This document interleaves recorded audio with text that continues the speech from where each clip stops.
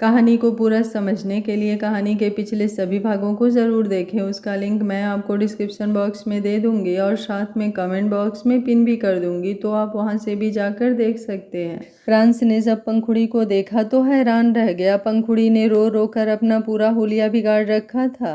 उसकी आंखें एकदम गहरी लाल थी और मेकअप भी सारा खराब हो चुका था।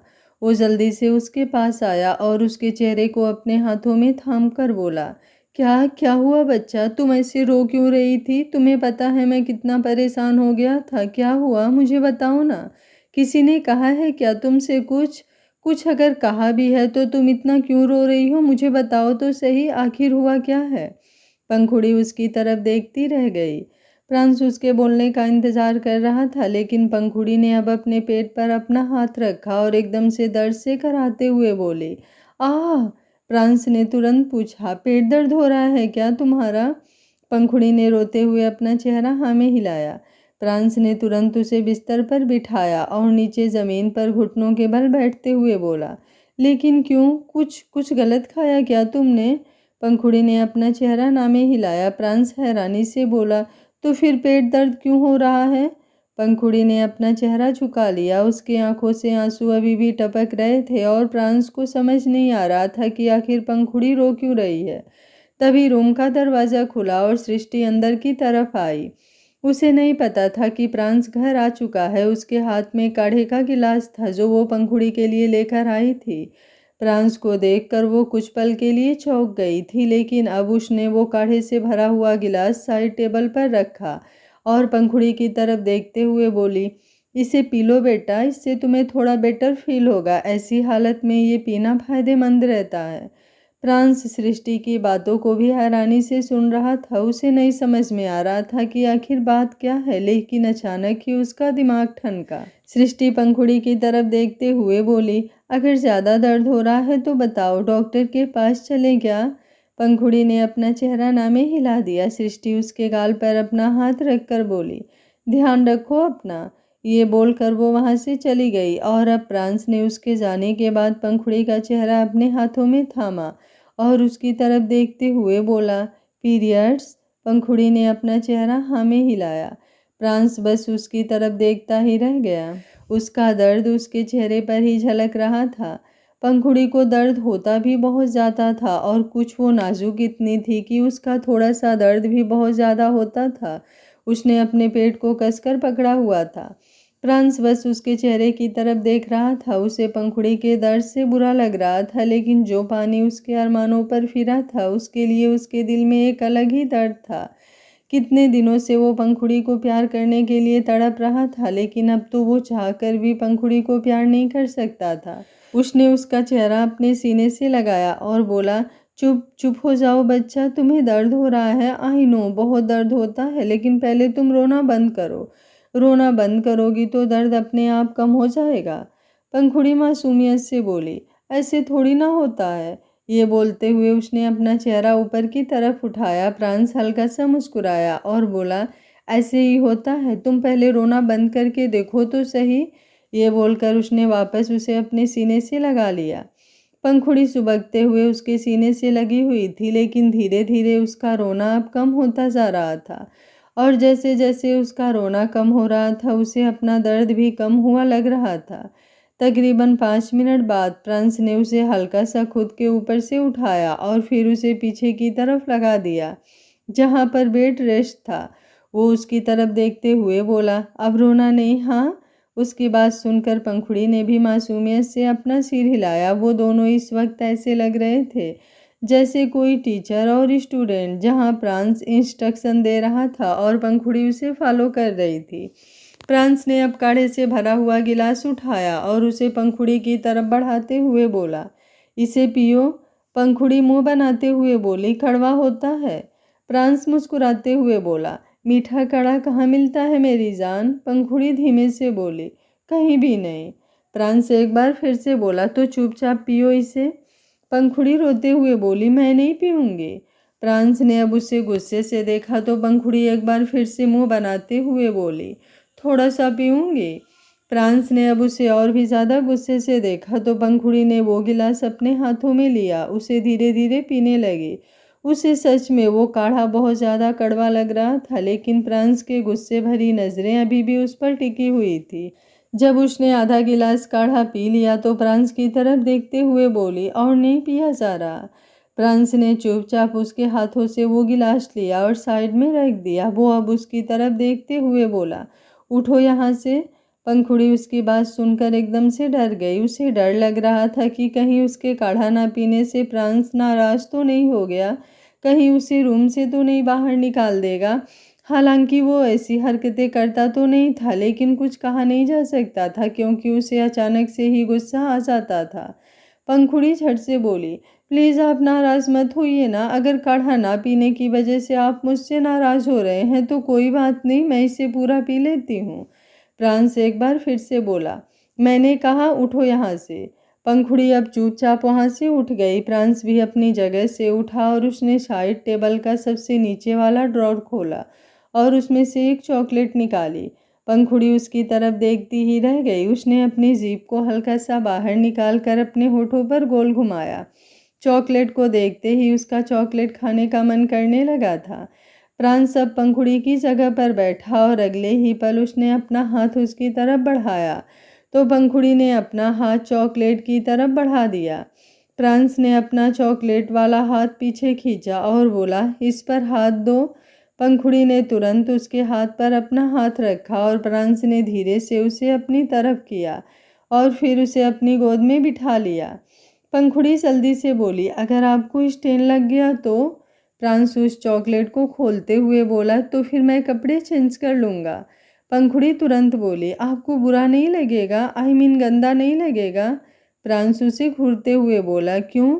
बीबी हो तुम मेरी, अब तुम पीरियड्स में हो तो इसका मतलब ये तो नहीं कि मैं तुमसे दूर हो जाऊँगा, सिर्फ इस डर से कि तुम्हारे स्टेन कहीं मुझे ना लग जाएं। उसकी बात सुनकर पंखुड़ी बस उसकी तरफ देखती रह गई और अब प्रांस ने चॉकलेट तोड़कर उसे खिलानी शुरू की। पंखुड़ी अब अपना सारा दर्द भूल गई थी। वो आराम से प्रांस की गोद में बैठी चॉकलेट खा रही थी जो प्रांस उसे अपने हाथों से खिला रहा था। पंखुड़ी उसकी तरफ देखते हुए बोली, ये चॉकलेट यहाँ कहाँ से आई? प्रांस हल्का सा मुस्कुरा कर बोला, मैं तुम्हारे लिए ले आया था लेकिन तुम्हें दी नहीं, नाराज था तुमसे। पंखुड़ी मुंह बनाते हुए बोली, प्यार तो करते नहीं आप, बस नाराज रहते हैं। प्रांस ने उसे घूर कर देखा और बोला, ओ रियली, मैं प्यार नहीं करता। मैं तो प्यार करता हूँ तुम्हें, लेकिन तुम उस प्यार की कथा सबको सुना देती हो। हाँ? पंखुड़ी झट से बोली, मैंने ऐसा कब किया? प्रांस थोड़ा गुस्से में बोला, सुबह की बात भूल गई हो क्या तुम? जब मैं ग्रीन टी लेने आया था, कैसे तुम सबको हमारे किस्से बता रही थी। एक नंबर की बेवकूफ़ हो तुम। ये बोलते हुए उसने पंखुड़ी के सिर पर अपना सिर मारा। पंखुड़ी जोरों से चिल्लाई, आउच। प्रांस ने उसे प्यार से देखते हुए पूछा, लगा तुम्हें? पंखुड़ी ने अपना चेहरा हाँ में हिलाया और प्रांस ने उसके गाल पर अपना हाथ रख कर उसके सिर को एग्जैक्टली उसी जगह से चूम लिया जहाँ पर उसने अपना सिर मारा था। पंखुड़ी मुस्कुराते हुए बोली, अब दर्द गायब हो गया। प्रांस ने उसे चॉकलेट का आखिरी टुकड़ा खिलाया और बोला, अब कैसा फील हो रहा है? पंखुड़ी अपने पेट पर हाथ रखते हुए बोली, थोड़ा थोड़ा दर्द हो रहा है लेकिन पहले से बेटर है। प्रांस ने उसे चॉकलेट पूरी खिलाने के बाद वापस बेड पर बिठाया और फिर सामने कैबिनेट की तरफ बढ़ गया जहाँ पर उसने हॉट बैग रखा हुआ था। उसने पंखुड़ी के लिए वो हॉट बैग ऑन किया और फिर उसे लेकर पंखुड़ी के पास आया। पंखुड़ी उसकी तरफ देखते हुए बोली, इससे जलता है, बहुत गर्म होता है ये। प्रांस ने उसकी साड़ी का पल्लू उसके पेट पर अच्छे से किया और फिर पल्लू के ऊपर से उसे रखते हुए बोला, अब नहीं जलेगा। ये बोलते हुए उसने हॉट बैग उसके पेट पर रख दिया था और साथ ही साथ पंखुड़ी को ब्लैंकेट से कवर कर दिया था। पंखुड़ी को अब सच में काफ़ी अच्छा लग रहा था। प्रांस ने सामने एलईडी स्क्रीन ऑन किया और फिर वापस पंखुड़ी के पास आकर उसे अपनी गोद में बिठा लिया। अब एक तरफ टॉम एंड जेरी चल रहा था और दूसरी तरफ रोमांटिक टॉम एंड जेरी उस टॉम एंड जेरी को देख रहे थे। पंखुड़ी के चेहरे पर हंसी खिलखिला रही थी। जब जब कोई फनी सीन आता तो वो जोरों से हंसने लगती और उसे हंसते हुए देखकर प्रांस को उस पर प्यार आता। उसने अपना हाथ पंखुड़ी के पेट पर उस हॉट बैग के ऊपर रखा हुआ था। लेकिन उसकी उंगलियां उससे बार बार कह रही थी ऊपर की तरफ जाने को। पर उसने खुद को कंट्रोल कर लिया, क्योंकि बाद में वही पछताता था। पंखुड़ी का कुछ नहीं जाता था, वो तो आराम से सो जाती थी और सिर्फ वो तड़पता रह जाता था। पंखुड़ी टॉम एंड जेरी देख रही थी और फ्रांस पीछे बैठा अपनी रोज पीटल को देख रहा था। वो कभी उसके बालों से खेल रहा था तो कभी उस हॉट बैग को हटाकर उसके पेट पर अपनी ठंडी उंगलियां रख देता या फिर उसके कंधों को चूमने लगता। वहीं दूसरी तरफ सृष्टि इंडस्ट्रीज। आश्रय जैसे ही ऑफिस पहुंचा, अपने केबिन में बैठते ही उसने पंक्ति को कॉल किया, लेकिन तभी उसके केबिन का दरवाज़ा लॉक हुआ और पंक्ति की आवाज़ आई। उसकी आवाज़ सुनकर आश्रय हैरान रह गया। उसे तो लग रहा था कि शायद अभी तक पंक्ति ऑफिस में आई ही नहीं। जैसे ही उसने पंक्ति की तरफ देखा, उसके होठों पर हल्की सी मुस्कुराहट आ गई। वो तुरंत बोला, अंदर आओ ना पंक्ति। पंक्ति ने अपना चेहरा हिलाया और अंदर की तरफ आ गई। वो मुस्कुराते हुए बोली, आपने मुझे फ़ोन किया? आश्रय थोड़ा हड़बड़ाकर बोला, हाँ, वो मैं सोच रहा था कि शायद तुम ऑफिस नहीं आई। कल मैंने तुम्हें कहा था ना कि अगर तुम ऑफिस नहीं आई तो मैं तुम्हें पनिशमेंट दूंगा, तो मुझे तो यही लग रहा था कि तुम्हें पनिशमेंट देने का वक्त आ गया, पर मुझे क्या पता था कि तुम तो पहले ही ऑफिस आई हुई हो। पंक्ति हल्का सा मुस्कुराई और बोली, मैं ऑफिस भी आ गई और मैंने अपना काम भी कर लिया, अब आप मेरा काम देख भी सकते हैं। उसकी बात सुनकर आश्रय ने हैरानी से उसकी तरफ देखा। पंक्ति मुस्कुराते हुए बोली, बाहर चलें? आश्रय अपनी जगह से उठा और उसके साथ बाहर की तरफ आया। अभी आश्रय अपने जिस केबिन में बैठा था वो केबिन उसका नहीं था, वो बस टेम्परेरी उसके लिए था, जबकि उसका केबिन तो अलग से बनने वाला था और वो केबिन पंक्ति डिजाइन भी कर रही थी। जैसे ही वो उस केबिन में आया, आश्रय हैरान रह गया। पंक्ति ने वहाँ पर हर एक चीज़ अच्छे से सेट कर दी थी। कुछ चीज़ें अभी बनने वाली थी और कुछ चीज़ें प्रोग्रेस में चल रही थी, लेकिन कुल मिलाकर पंक्ति ने काम बहुत अच्छा किया था। आश्रय उसके काम से काफ़ी इम्प्रेस हो चुका था, लेकिन अभी वो काम पूरा नहीं था, क्योंकि ये तो सिर्फ एक केबिन था जो अभी तक पूरी तरह से बना भी नहीं था। अभी 2-3 दिन और लगने वाले थे। आश्रय उसकी तरफ देखते हुए बोला, वेरी इम्प्रेसिव। पंक्ति ने मुस्कुराते हुए पूछा, आपको सच में पसंद आया? आश्रय तुरंत बोला, इतना पसंद आया कि अब मेरा मन तुम्हें पनिशमेंट नहीं बल्कि ट्रीट देने का कर रहा है। लंच के लिए चलोगी क्या? उसकी बात सुनकर पंक्ति का दिल जोरों से धक धक करने लगा। आश्रय उसे लंच के लिए पूछे, वो भला कैसे ही मना कर सकती थी। उसने मुस्कुराते हुए अपना चेहरा हमें हिला दिया। कुछ देर बाद वो दोनों ऑफिस से निकल कर एक होटल की तरफ जा रहे थे, जहाँ पर वो दोनों अपना लंच करने वाले थे। पंक्ति आश्रय के साथ गाड़ी में बैठी थी और इस वक्त उसे बहुत अजीब सा फील हो रहा था। एक बेचैनी सी उसके दिल में हो रही थी और कहीं ना कहीं डर भी लग रहा था और नर्वसनेस भी उसके चेहरे पर साफ झलक रही थी। वो लोग 2 बार कैफे में गए थे, लेकिन उस वक्त सिचुएशन अलग थी और आज उन दोनों की सिचुएशन थोड़ी अलग थी। आश्रय ने गाड़ी रोकी और फिर गाड़ी से बाहर निकल कर पंक्ति की तरफ आकर दरवाज़ा खोला तो पंक्ति बाहर की तरफ आई। वो दोनों अंदर की तरफ जा ही रहे थे कि तभी एक लड़की ने आश्रय के सामने आकर उसका रास्ता रोक लिया। आश्रय हैरानी से उसकी तरफ देखने लगा। अगले ही पल वो लड़की सीधा आश्रय के सीने से लग गई। आश्रय ने भी उसकी पीठ पर अपना हाथ रख दिया और मुस्कुराते हुए बोला, कैसी हो तुम? वो लड़की तासा उससे अलग हुई और बोली, तुम तो मुझसे बात ही मत करो, लंदन से आ भी गए और मुझे बताया तक नहीं। तुम्हें पता है मैं तुम्हारा कितना इंतज़ार कर रही थी और तुम हो कि आने के बाद भी तुमने मुझसे कांटेक्ट तक नहीं किया। ये बोलते हुए वो आश्रय के काफ़ी करीब खड़ी थी। उन दोनों को देखते हुए पंक्ति को बहुत अजीब लग रहा था। उसकी आंखों में नमी तैर रही थी। ऐसा लग रहा था जैसे उन दोनों के बीच कुछ हो। आश्रय उसकी तरफ देखकर मुस्कुराते हुए बोला, ऐसा कुछ नहीं है, एक्चुअली आते ही मैं काम में बिजी हो गया तो मुझे टाइम ही नहीं मिला, पर अब मैं पूरा ख्याल रखूंगा कि तुम्हें मुझसे नाराज़ होने का एक भी मौका ना मिले। तासा हंसी और बोली, वो मौका तो अब मैं तुम्हें दूंगी भी नहीं। अगर तुम मुझे याद नहीं भी करोगे तो मैं खुद ब खुद तुम्हारे पास चली आऊँगी। फिर मैं देखती हूँ कि तुम मुझे कैसे रोकते हो अपने पास आने से। ये बोलते हुए उसने आश्रय के सीने पर अपना हाथ रख लिया। आश्रय को भी थोड़ा अजीब लगा। उसके और तासा के बीच ऐसा कुछ नहीं था कि वो दोनों इस तरह से एक दूसरे को टच करे, लेकिन अभी तासा के इरादे कुछ अलग ही लग रहे थे। आश्रय ने हल्की सी नज़रें घुमाकर अपनी साइड में देखा जहाँ पंक्ति खड़ी थी, लेकिन अब वहाँ से पंक्ति गायब थी। वो हैरान रह गया। तासा उसकी तरफ देखते हुए बोली, क्या हुआ? आश्रय जल्दी से बोला, एक्सक्यूज मी। ये बोलकर जैसे ही वो पीछे की तरफ घुमा, उसे कुछ ही दूरी पर खड़ी पंक्ति नजर आई, जिसने अपना चेहरा दूसरी तरफ घुमाया हुआ था और साथ ही साथ हल्का सा नीचे की तरफ जी झुकाया हुआ था। आश्रय वहां से जाता उससे पहले ही तासा बोली, क्या हुआ? मुझे बताओ तो सही, आखिर प्रॉब्लम क्या है? उसकी बात पूरी होती उससे पहले ही आश्रय पंक्ति की तरफ बढ़ चुका था। उसने पंक्ति के पास आकर उसके कंधे पर अपना हाथ रखा। पंक्ति ने जल्दी से अपने आंसुओं को साफ किया। उसे नहीं पता था कि उसे आश्रय को किसी और के साथ देखकर इतना बुरा क्यों लग रहा है, लेकिन उसे सच में बहुत बुरा लग रहा था। वो कभी इन फीलिंग से गुजरी नहीं थी। शायद उसे डर था कि जो चीज़ उसे पूरी तरह से मिली भी नहीं, वो कहीं कोई उससे छीन ना ले। और जिस तरह की उसकी मासूमियत थी, जिस तरह की उसकी उम्र थी, वो डर लाजमी था। आश्रय उसके सामने आकर खड़ा हुआ और उसने पंक्ति के गाल पर अपना हाथ रखा।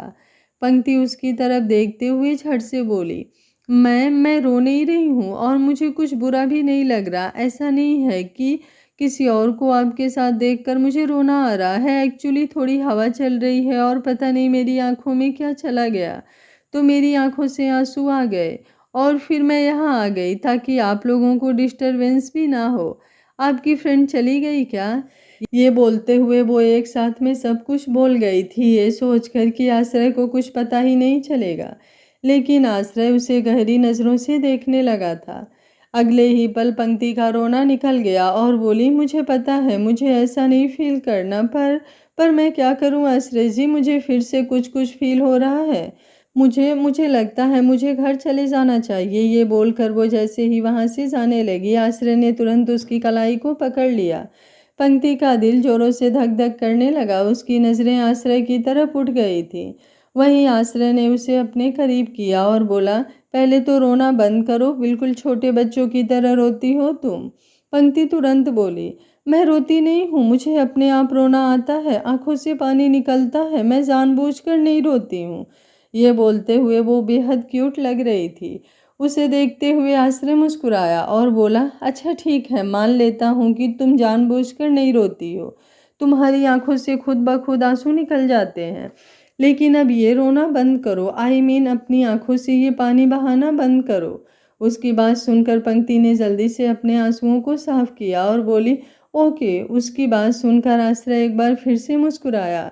पंक्ति अपने आंसुओं को साफ करने की कोशिश कर रही थी, लेकिन उसकी आंखों से आंसू अभी भी बह रहे थे। वो पूरी तरह से चुप नहीं हुई थी, तो अब आश्रय ने अपना चेहरा अपने हाथों में थाम लिया और खुद से उसके आंसू साफ करने लगा। दूर खड़ी तासा ये सब कुछ देख रही थी। उसके चेहरे पर एक अजीब सी स्माइल थी। उसे आश्रय में पहले ही काफ़ी इंटरेस्ट था, लेकिन अब जब आश्रय उसे छोड़कर पंक्ति के पास गया तो उसे एक अजीब सी जलन हो रही थी। उसके दिमाग में कुछ चलने लगा। वो तुरंत वहां पर आई और आश्रय की तरफ देखते हुए बोली, कौन है ये लड़की आश्रय? आश्रय ने उसकी तरफ देखा और बोली, ये मेरी। इसके आगे वो कुछ बोल ही नहीं पाया। वो खुद समझ नहीं आ रहा था कि वो तासा से क्या कहे, लेकिन फिर वो एक गहरी सांस लेकर हल्का सा मुस्कुराया और बोला, ये मेरी बेस्ट फ्रेंड है। उसके मुंह से अपने लिए बेस्ट फ्रेंड सुनकर पंक्ति भी टुकुर टुकुर उसे देख रही थी।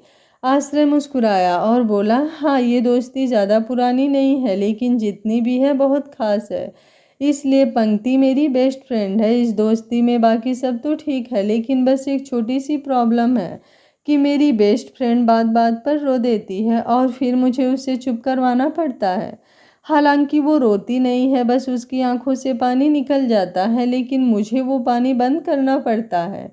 तासा व्यंग से मुस्कुराई और बोली, काफ़ी इनमैच्योर लगती है तुम्हारी ये दोस्त। उसकी बात सुनकर अब पंक्ति के चेहरे पर मायूसी झलक उठी थी। तभी आश्रय मुस्कुराते हुए बोला, बिल्कुल भी नहीं, ये इनमैच्योरिटी नहीं है, ये मासूमियत है और मुझे पंक्ति की ये मासूमियत बहुत पसंद है। वेल अगर तुम हमें लंच पर ज्वाइन करना चाहती हो तो कर सकती हो, अदरवाइज क्या हम दोनों अंदर जाएं? मुझे बहुत भूख लगी है और आई गेस पंक्ति को भी भूख लगी होगी, है ना पंक्ति? ये बोलते हुए उसने पंक्ति की तरफ देखा तो पंक्ति ने मासूमियत से अपना चेहरा हाँ में हिला दिया। तासा मुस्कुराई और बोली, नहीं फिलहाल मुझे भूख तो नहीं लगी, लेकिन मैं जल्दी ही तुमसे मिलूंगी। डैड को परीक्षा की शादी के लिए इनविटेशन आया हुआ है तो उसकी शादी के फंक्शन में मुलाकात तो होगी ही। Well nice to meet you, ये बोलकर वो वापस आश्रय के सीने से लगी और फिर वहाँ से चली गई। जब तासा आश्रय के गले लगी हुई थी तो आश्रय की नजरें पंक्ति पर थी और जिस तरह से उसने मुंह बनाया उससे हंसी आ रही थी। हालांकि वो जानता था कि पंक्ति खुद को रोकने की कोशिश करती है, लेकिन उसकी ये क्यूट क्यूट हरकतें उसे सच में अच्छी लग रही थी। तासा के वहाँ से जाने के बाद आश्रय पंक्ति की तरफ देखते हुए बोला, अंदर चले? पंक्ति ने अपना सिर हिलाया और आश्रय उसे लेकर अंदर की तरफ आ गया। दोनों जाकर टेबल पर बैठे। आश्रय ने अपने और पंक्ति के लिए लंच ऑर्डर किया और फिर पंक्ति की तरफ देखते हुए बोला, अच्छा एक बात बताओ मुझे, तुमने तब मुंह क्यों बनाया था जब तासा मुझे गले लगी थी? उसकी बात सुनकर पंक्ति जो पानी पी रही थी उसका पानी भी उसके गले में अटक गया और वो जोरों से खांसी करने लगी। उसे खांसते हुए देख आश्रय तुरंत अपनी जगह से उठकर उसके पास आया और उसकी पीठ को सहलाने लगा। पंक्ति का चेहरा एकदम लाल हो गया था। आश्रय को अब खुद पर ही अफसोस हो रहा था कि उसने पंक्ति से ये सवाल किया ही क्यों। बेचारी का बुरा हाल होने लगा था। वो जल्दी से बोला, रिलैक्स रिलैक्स, लंबी सांस लेने की कोशिश करो। पंक्ति ने उसके हाथ पर अपना हाथ रखा हुआ था और लंबी लंबी सांसें ले रही थी। आश्रय की नज़रें उसके चेहरे पर ही टिकी हुई थी। उसके गालों पर आए हुए बालों को उसने अपने हाथों से पीछे की तरफ किया और फिर धीमे से बोला, अब ठीक हो? पंक्ति ने अपना चेहरा हाँ में हिला दिया। अब आश्रय ने उससे दोबारा वो सवाल नहीं पूछा, लेकिन उसे इतना तो समझ आ गया था कि जब वो किसी और के करीब जाता है तो पंक्ति को जलन होती है। और अब वो अपनी जगह पर जाकर नहीं बैठा बल्कि पंक्ति के साथ वहीं पर बैठा रहा। उसे अपने करीब महसूस कर पंक्ति को एक गर्माहट का एहसास हो रहा था। राणा मेंशन वहीं दूसरी तरफ टॉम एंड जेरी देखते देखते पंखुड़ी प्रांस की गोद में ही सो चुकी थी और अब प्रांस ने उसे बिस्तर पर लिटाया। वो जानता था कि पंखुड़ी का पेट अभी भी दर्द कर रहा होगा, इसलिए उसने इस तरह से लिटाया कि वो हॉट बैग उसके पेट पर ही रहे ताकि उसे गर्माहट मिलती रहे। उसे अच्छे से सुलाने के बाद अब उसने उसके माथे को प्यार से चूम लिया और फिर हल्का सा मुस्कुराते हुए बोला, एक बहुत इम्पॉर्टेंट मीटिंग है जान, बस उसके लिए जा रहा हूँ, लेकिन आई प्रॉमिस जल्दी आ जाऊँगा मैं। ये बोलकर अब उसने हल्का सा उसके लबों को चूम लिया और फिर बिस्तर से उठ गया। वो रूम से बाहर निकलकर नीचे की तरफ आया और नीचे बैठी सृष्टि की तरफ जाने लगा, लेकिन जैसे ही सृष्टि ने उसे अपनी तरफ आते हुए देखा तो वो तुरंत अपनी जगह से उठी और अपने रूम में चली गई। प्रांस ने गुस्से से मुंह बनाया। रागिनी उसकी हरकत देखकर हंसने लगी। वो तुरंत बोली, तुम्हें याद है एक दिन मैंने तुम्हें फ़ोन किया था कि घर पर इम्पोर्टेंट काम है इसलिए ऑफिस से थोड़ा जल्दी आ जाओ। तब तुमने मुझे कहा था कि जब तक तुम्हारा ऑफिस का काम खत्म नहीं हो जाता तब तक तुम घर वापस नहीं आओगे। आज कैसे अपना सारा इम्पोर्टेंट काम बीच में छोड़ दिया और भागे भागे घर आ गए? ये बोलते हुए उसके चेहरे पर सार्कास्टिक एक्सप्रेशंस थे। वो प्रांस के मज़े ले रही थी। प्रांस भी हल्का सा मुस्कुराया और बोला, क्योंकि मेरी बीबी को मेरी ज़रूरत थी। अब आपका पति आपको भाव नहीं देता तो इसका मतलब ये तो नहीं कि मैं अपनी बीबी को भाव ना दूं। वेल आपको एक एडवाइस दूं क्या? थोड़ा सा आप खुद पर ध्यान देना शुरू कीजिए। बूढ़ी होती जा रही हैं आप। कहीं ऐसा ना हो चाचू आपको बिल्कुल ही भाव देना बंद कर दे। इस उम्र में तो दूसरी शादी भी नहीं हो पाएगी आपकी। उसकी बात सुनकर रागिनी उसकी तरफ देखती ही रह गई। वहीं प्रांस एक बार फिर से मुस्कुराते हुए बोला, मैंने सुना है चाचू थाईलैंड जाने का प्लान बना रहे हैं, वो भी अपनी एक एम्प्लॉय के साथ, और वो भी फीमेल एम्प्लॉय। इस बारे में उन्होंने आपसे कुछ कहा क्या? ये बात सुनकर रागिनी की आंखें बड़ी हो गई। वो तुरंत बोली, तुम्हारे चाचू का तो कचूमर मैं अभी जाकर निकालती हूँ। उनकी हिम्मत भी कैसे हुई किसी के साथ थाईलैंड जाने की? ये बोलते हुए वो तुरंत अपने रूम में भाग गई थी जहाँ पर उसका फ़ोन रखा हुआ था। उसे भागते हुए देख नताशा हंसने लगी थी। वो जानती थी कि प्रांस जानबूझकर रागिनी के मज़े ले रहा है। प्रांस नताशा की तरफ देखते हुए बोला, मुझे ऑफिस जाना है, एक इम्पॉर्टेंट मीटिंग है। नताशा मुस्कुराई और बोली, बेफिक्र होकर जाओ, मैं उसे संभाल लूँगी, वैसे अभी सो रही है ना। प्रांस ने अपना चेहरा हाँ में हिलाया और फिर वहाँ से चला गया।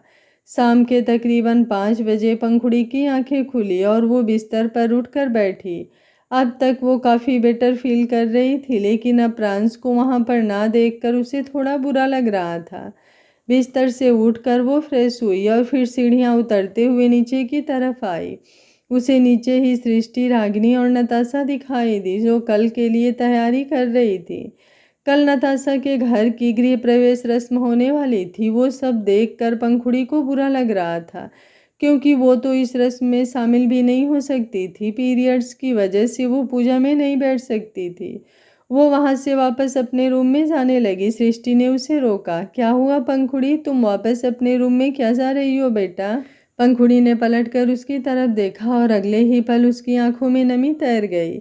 उसकी आंखों में आंसू देखकर सृष्टि तुरंत अब सब कुछ छोड़कर उसके पास आई और उसे देखते हुए बोली, क्या हुआ बच्चा, प्रांस की याद आ रही है क्या? पंखुड़ी धीमे से बोली, याद तो आ रही है, लेकिन मैं उनकी याद में रो नहीं रही हूँ। मुझे पता है उनको इम्पोर्टेंट काम होगा, इसलिए वो ऑफिस चले गए होंगे। सृष्टि हैरानी से बोली, तो फिर रो क्यों रही हो? पंखुड़ी धीमे से बोली, क्योंकि मेरा बहुत मन था नताशा बुआ के घर की गृह प्रवेश पूजा में मैं उसमें जाऊं, लेकिन अब तो मैं उसमें जा भी नहीं सकती, मुझे बुरा लग रहा है। सृष्टि मुस्कुराई और बोली, किसने कहा तुम पूजा में नहीं जा सकती? बस तुम पूजा में शामिल नहीं हो सकती, लेकिन तुम जा सकती हो। बस आराम से वहाँ बैठी रहना, कोई प्रॉब्लम नहीं होगी। पंखुड़ी तुरंत बोली, सच में? सृष्टि ने अपना चेहरा हाँ में हिलाया और बोली, सच में। अब आओ मेरे साथ और जल्दी से अपने लिए साड़ी सेलेक्ट करो, उसके बाद ज्वेलरी भी सेलेक्ट करनी है। ये बोलते हुए उसने पंखुड़ी का हाथ पकड़ा और उसे लेकर नीचे की तरफ आ गई। पंखुड़ी का चेहरा एकदम खिल गया था। सृष्टि ने उसे सोफे पर बिठाया और फिर उसे साड़ियाँ दिखाने लगी। रागिनी नताशा की तरफ देखते हुए बोली, काश कभी कोई हमें भी ऐसे पैम्पर करता, लेकिन हमें तो लोग घूर कर देखते हैं। नताशा भी झट से बोली, आपकी तो छोड़िए रागिनी भाभी, मैं तो ननद हूँ, मेरे तो नखरे उठाने चाहिए कुछ लोगों को, लेकिन मेरी तरफ तो किसी का ध्यान ही नहीं है। पंखुड़ी उन दोनों की बातें सुनकर उन दोनों को हैरानी से देखते हुए बोली, क्या आप लोगों को भी मुझसे वैसी ही जलन हो रही है जैसे मुझे रीवा जी से होती है जब वो इनके आसपास आती है? उसकी बात सुनकर सृष्टि, रागिनी और नताशा तीनों हैरान रह गए। पंखुड़ी एक बार फिर से बोली, आप लोगों की फीलिंग मैं समझ सकती हूँ, मुझे भी बहुत बुरा लगता है, और ऊपर से वो तो बहुत बातें करती रहती हैं कि मैं बहन जी हूँ, मैं इनके टाइप की नहीं हूँ, बड़ी लो स्टैंडर्ड हूँ। लेकिन फिर मुझे इन्होंने कहा कि वो जो बोलती है उसे बोलने दो, तुम किसी की बातों पर ध्यान मत दो, तो मैं अब किसी की बातों पर ध्यान नहीं देती। पर मैं क्या करूं, गुस्सा तो फिर भी मुझे आता है ना, मन करता है उनके बाल नोच लूं। बोलते हुए उसने अपने हाथों को एकदम से जकड़ा तो वो तीनों उसकी तरफ देखते ही रह गए। उनकी मासूम सी पंखुड़ी को गुस्सा भी आता है, ये तो उन्हें अब पता चल रहा था, और साथ ही साथ ये भी पता चल चुका था कि रीवा की वजह से प्रांस और पंखुड़ी के बीच प्रॉब्लम हुई है।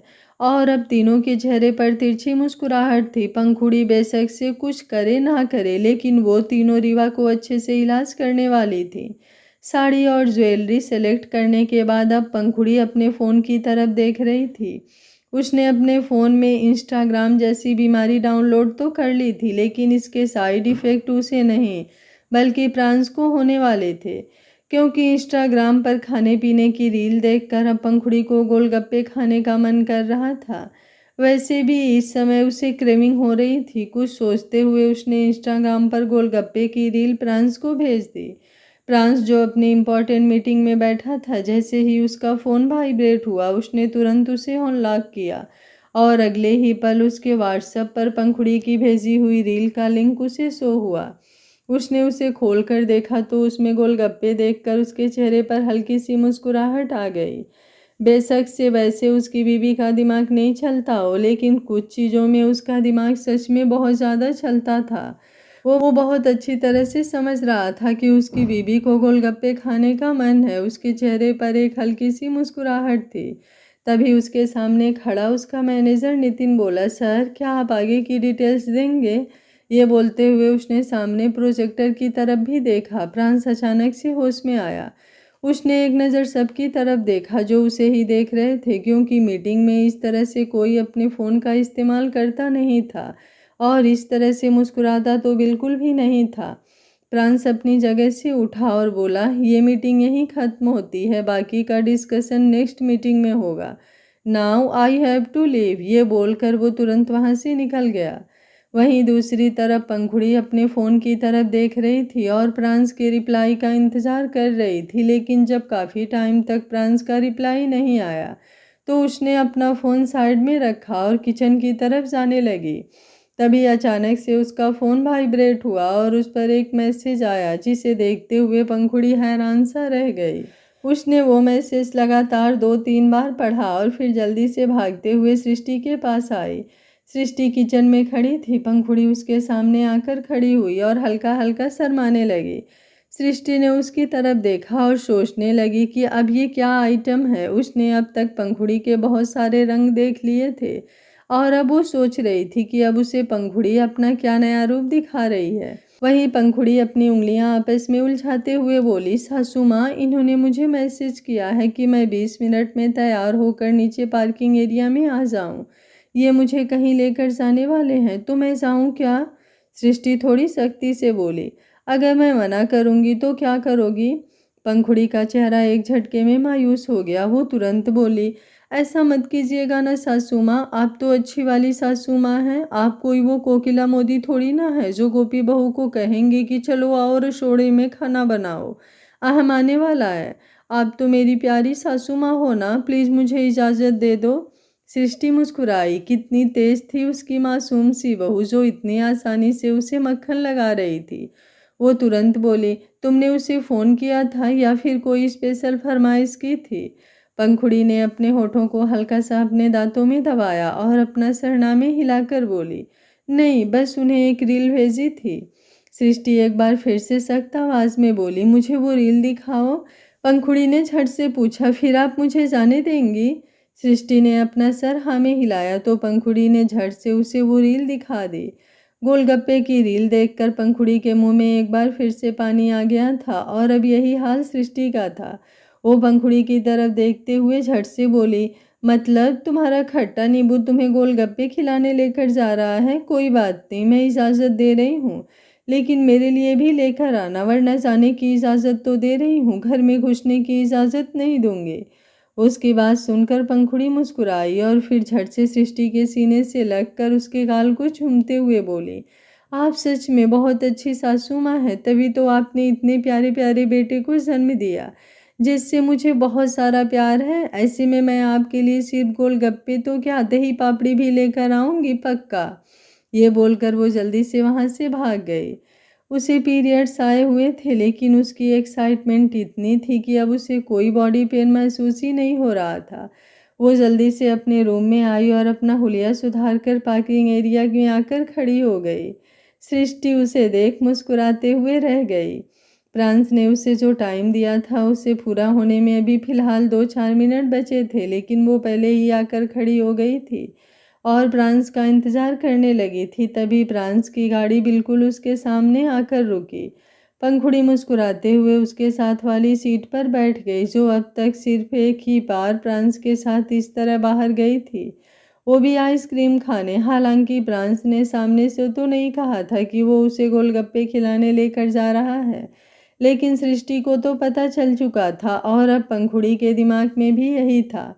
प्रांस उसकी तरफ देखते हुए बोला, अब पेट में दर्द तो नहीं हो रहा? पंखुड़ी ने झट से अपना चेहरा नामे हिलाया।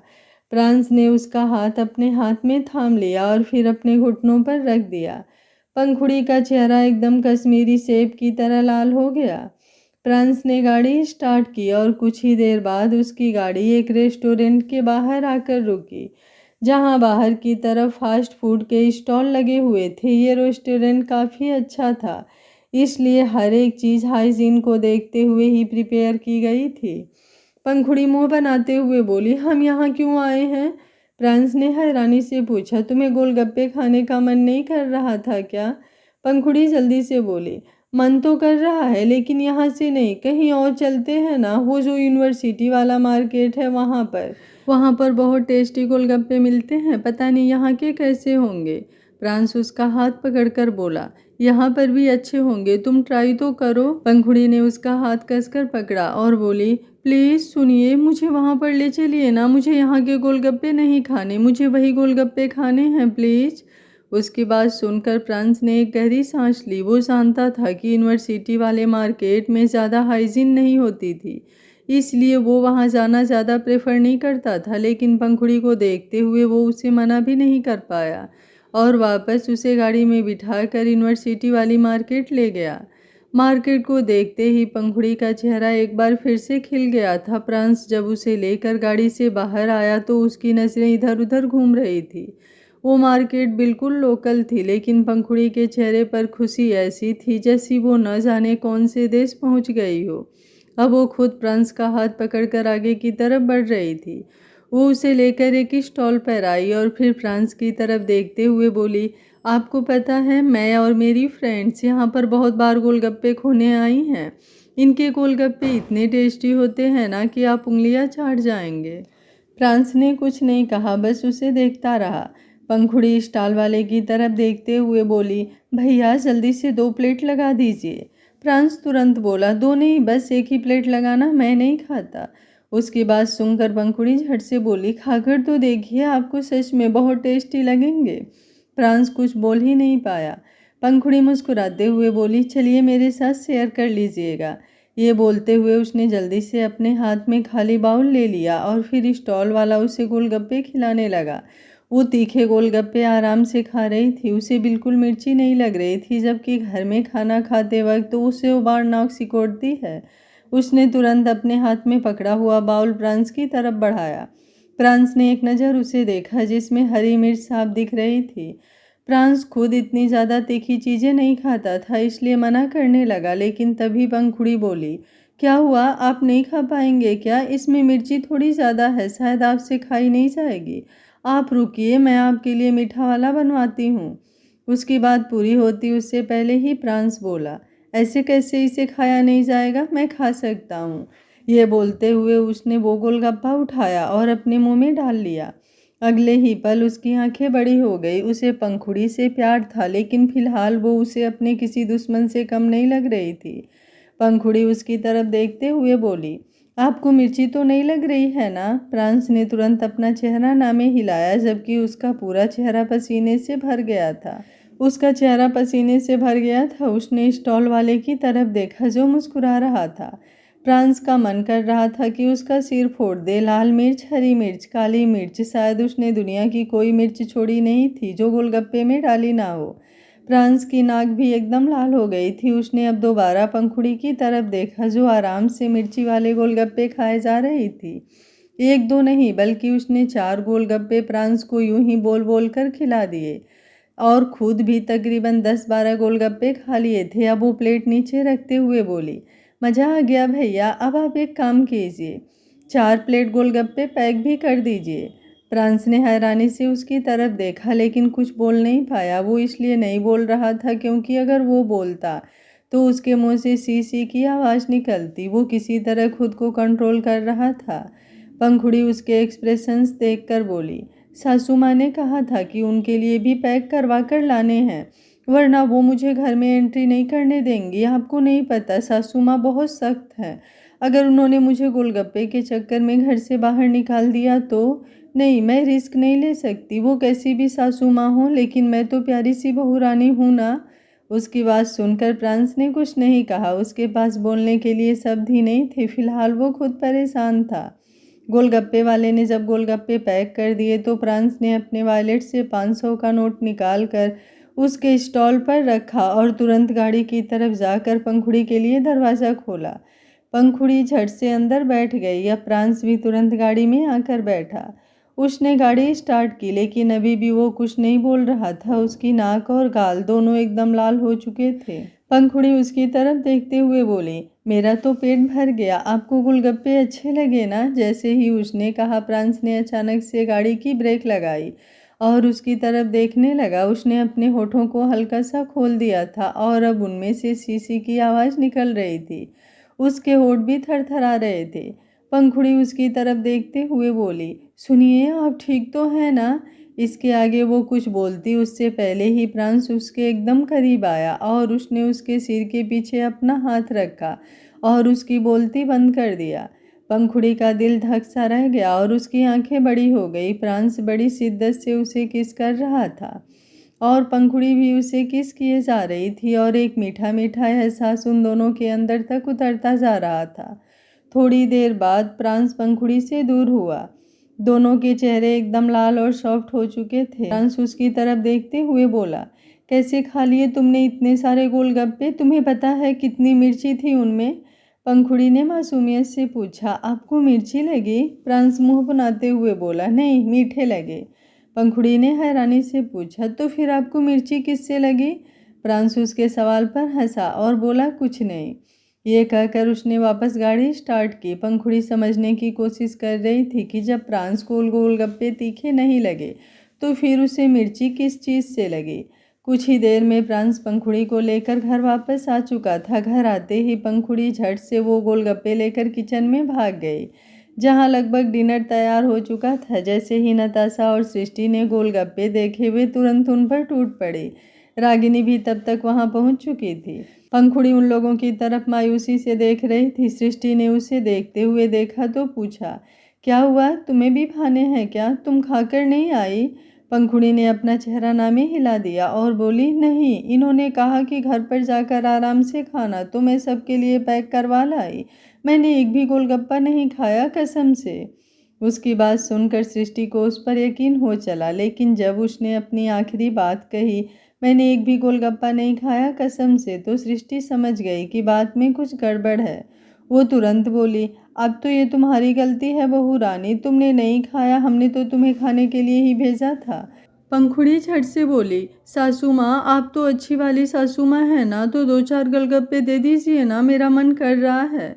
उसके चेहरे पर हद दर्जे की मासूमियत थी। जो उसे ना जानता हो वो तो उसे गोलगप्पे क्या अपनी किडनी और फेफड़े भी निकाल कर दे देगा।